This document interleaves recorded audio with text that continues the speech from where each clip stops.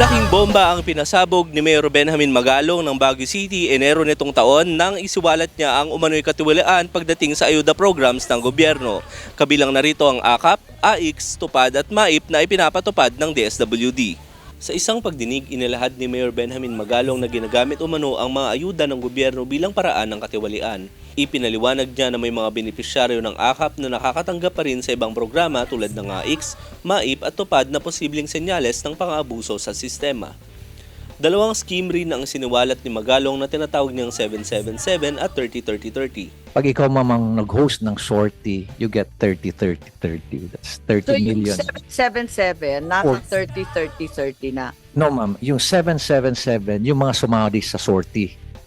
Pero ma'am, yung 30-30-30 is the host nung sortie, nung provincial 30 sortie. million ng AKAP, 30 Yes, ma'am. million 30 ng million. TUPAD, 30 million ng MAIP. Yes ma'am po. Sa press briefing naman noong November 27, 2024, isang araw matapos maaprobahan ng HB General Appropriations Bill 2025 na naglalaan ng 26 billion budget para sa AKAP, binira ni Vice President Sara Duterte ang proyekto ng gobyerno na ayuda. Paliwanag niya, nagiging legal ang vote buying na itinatago bilang ayuda dahil kontrolado ito ng mga politiko ngayon at meron silang kota sa pamimigay nito. Dagdag pa niya sa isang caucus, hindi naman pera ng politiko ang ginagamit kundi pera ng taong bayan. Huwag magpadala sa vote buying. Ang vote buying ngayon, legal na, hindi na illegal. AKAP, AIX, MAIP, TUPAD, at kung ano-ano pang tinatawag na ayuda. Bakit nagiging legal ang vote buying?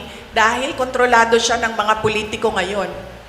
At meron silang kota-kota sa pamimigay ng ayuda. Ipusta ko yung isang paa ko, hindi niya pera yang binigay niya sa inyo.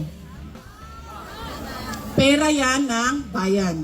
Samantala, sa isang joint memorandum sa pagitan ng DOLE, NEDA, PSA at COMELEC, naglabas sila ng bagong guidelines ukol sa pagbibigay ng mga ayuda upang mas masiguro na kwalipikadong mga benepisyaryo lamang ang makakakuha ng mga ayuda. Ayon sa COMELEC, hindi pinahihintulutan ang presensya ng mga politiko at ang paglalagay ng kanilang mga posters sa mga payout event. Noong Marso sa panayam sa Inquirer.net, hiniling ni COMELEC Chairman George Erwin Garcia na sana ay mag-imbita ng social worker at representative ng COMELEC upang mag-observe sa bigayan ng mga ayuda. Nito lamang April 26, inanunsyo ng COMELEC na magpapatupad sila ng 10-day aid distribution ban mula May 2 hanggang May 12, 2025 kung saan ipinagbabawal na ang pamimigay ng kahit anong ayuda mula sa gobyerno. Kabilang narito ang AIX, AKAP, TUPAD at 4Ps.